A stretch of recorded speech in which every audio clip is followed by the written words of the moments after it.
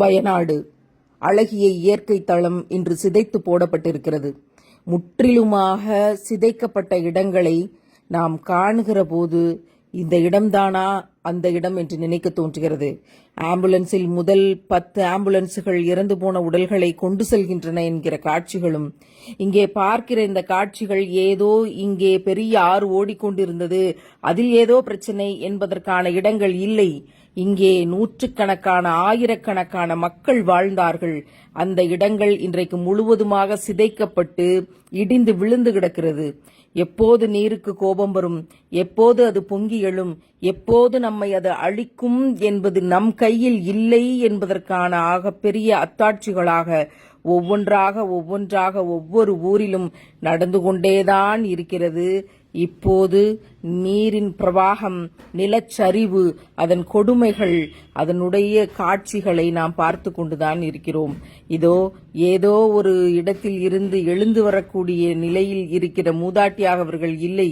மண்ணுக்குள் எவ்வளவு நேரம் புதைந்திருந்தார்கள், எவ்வளவு நேரம் மூச்சை பிடித்துக் கொண்டிருக்கிறார்கள்.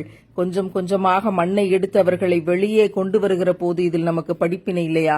தண்ணீருக்குள் இருந்து பிள்ளையை தூக்கி கொண்டு ஓடி வருகிற ஒரு சகோதரன் அந்தரத்தில் தொங்கிக் கொண்டு பணி செய்கிறவர்கள் சொல்லும் போது நமக்கு அத்தாட்சிகள் இல்லையா? நாங்கள் இங்கே இருந்து தப்பித்து வந்தோம். 3 மணி இரவில் நடந்தது, 2 மணி இரவில் நடந்தது. ஒரு ஊரையே காணவில்லை. நாங்கள் இங்கே காப்பாற்றப்பட்டோம். என்னிடம் இருந்த வீடு போய்விட்டது, என் ஊரையே காணவில்லை என்றொருவர் கதறி அழுகிற இந்த காட்சிகளில் நமக்கு படிப்பினைகள் இல்லையா? உயிரை அடமானம் வைத்து வேலை செய்கிறார்கள். யாரையாவது காப்பாற்றி விட மாட்டோமா? பையாக சுருட்டி கொண்டு போகிற உடல்கள். தன்னுடைய எஜமானரையும் தன்னுடைய வீட்டையும் நிலச்சரிவுக்கு மத்தியிலே உறவுகளை தேடி ஒரு நாய் கூட அலைந்து கொண்டிருக்கிறதே. இந்த காட்சிகளில் நமக்கு படிப்பினைகள் இல்லையா? மரணம் இப்போதைக்கு இல்லை என்று நினைப்பவன் பொருளை சேர்ப்பதில் நாயாய் அலைகிறான். எந்த நேரத்திலும் மரணம் என்ற நிதர்சனத்தை புரிந்தவர்கள் நாம் இறைவனை நோக்கி நகர வேண்டும்.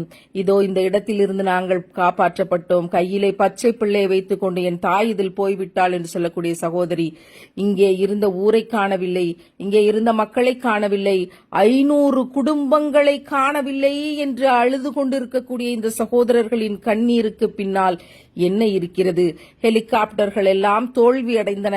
மனிதனுடைய கண்டுபிடிப்புகள் எல்லாம் இந்த இயற்கை பேரிடர்களுக்கு முன்னால் மண்டியிட்டு கிடக்கின்றன.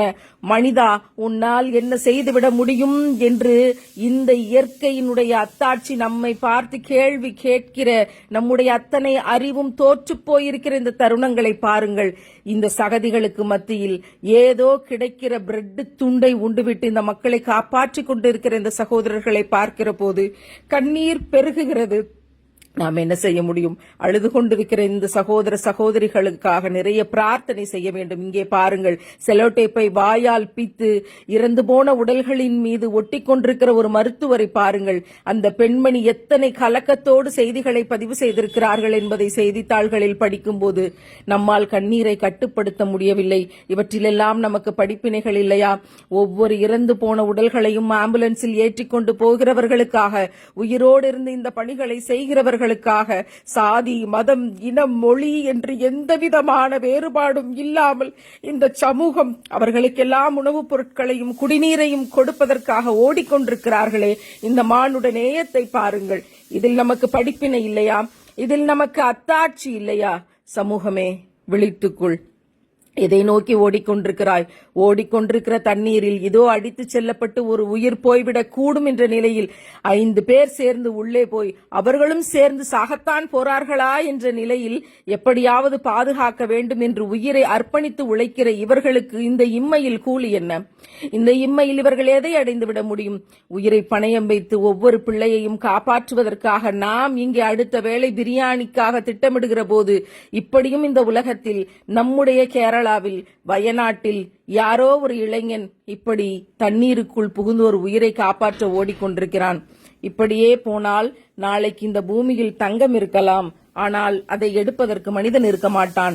இறந்து போன உடல்களாகத்தான் எல்லா இடத்திலும் இருக்கும் என்று இறைவன் சொன்னானே. அப்படிப்பட்ட காட்சிகளை கண் முன்னால் நாம் பார்த்து கொண்டிருக்கிறோம். திருக்குரானில் இறைவன் சொன்னான், இந்த பூமியை நான் புரட்டுவேன், மலைகள் அழிக்கப்படும், பிரம்மாண்டங்கள் சிதைந்து போகும், அழகியல் என்று நீங்கள் எதையெல்லாம் சொன்னீர்களோ அவை எல்லாமே அழிக்கப்படும் என்று இறைவன் சொன்னானே, அவற்றை நாம் ஏதோ வார்த்தைகளாக படித்தோம், திருமறையாக ஓதினோம், தினமும் மனப்பாடம் செய்வோம், அவற்றை பயான்களில் பேசுவோம் என்று கடந்துவிட்டு போய்க் கொண்டிருக்கிறோமே. இதோ முண்டக்கை கிராமம் எங்கே? நம் கண் முன்னால் இருந்த கிராமம் இன்றைக்கு இல்லை. அந்த கிராமம் எங்கே?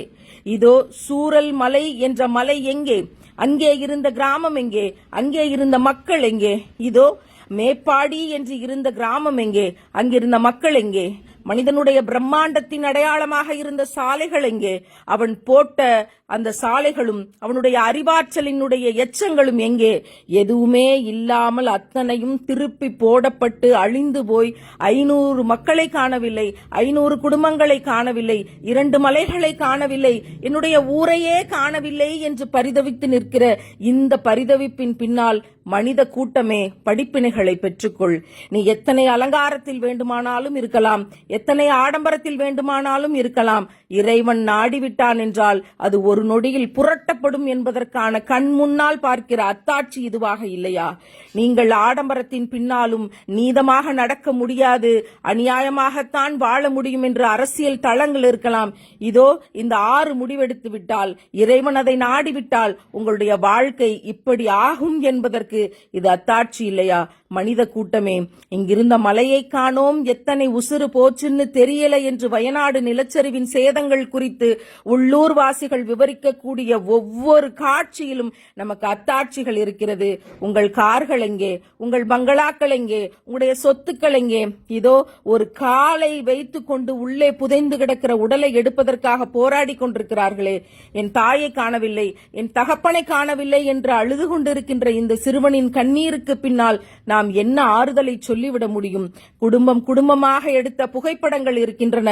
குடும்பத்தை காணவில்லை என்ற சோகத்தின் பின்னால் மனித கூட்டமே படிப்பினைகளை பெற்றுக்கொள். எந்த மலையையும் நான் சாய்ப்பேன், அது தூள் தூளாகும், அது பொசுங்கி போகும், கட்டிடங்கள் அனைத்தும் அழிந்து போகும், ஒரு நொடியில் அது நடக்கும் என்று இறைவன் சொன்ன காட்சிகளை உலகம் அத்தனையிலும் பல்வேறு இடங்களில் இன்றைக்கு நாம் கண் முன்னால் பார்த்து கொண்டுதான் இருக்கிறோம். மனித கூட்டமே, உன் ஆணவம் இப்படி அழியும், உன் அகங்காரம் இப்படி அழியும், உன் பாரம்பரிய பரம்பரை பெருமைகள் இப்படி அழியும் என்று இறைவன் அத்தாட்சியாக இந்த ஒவ்வொரு காட்சியையும் தந்திருக்கிறான். பூமியில் ஒரு உயிரினம் கூட மிச்சமில்லாமல் மொத்தமாக அழிந்துவிடும் என்று இன்றைக்கு விஞ்ஞானிகள் எச்சரிக்கை செய்து காணொளிகள் வெளியிடப்படுகின்றன. இன்னும் 250 மில்லியன் ஆண்டுகளில் பூமியில் ஒரு உயிரினம் கூட மிச்சமில்லாமல் அழிந்து போகும் என்று விடுக்கிற எச்சரிக்கை இன்றைக்கு வாழ்ந்து கொண்டிருக்கிற ஆணவ திமிரின் மனித கூட்டத்திற்கான எச்சரிக்கை தான்.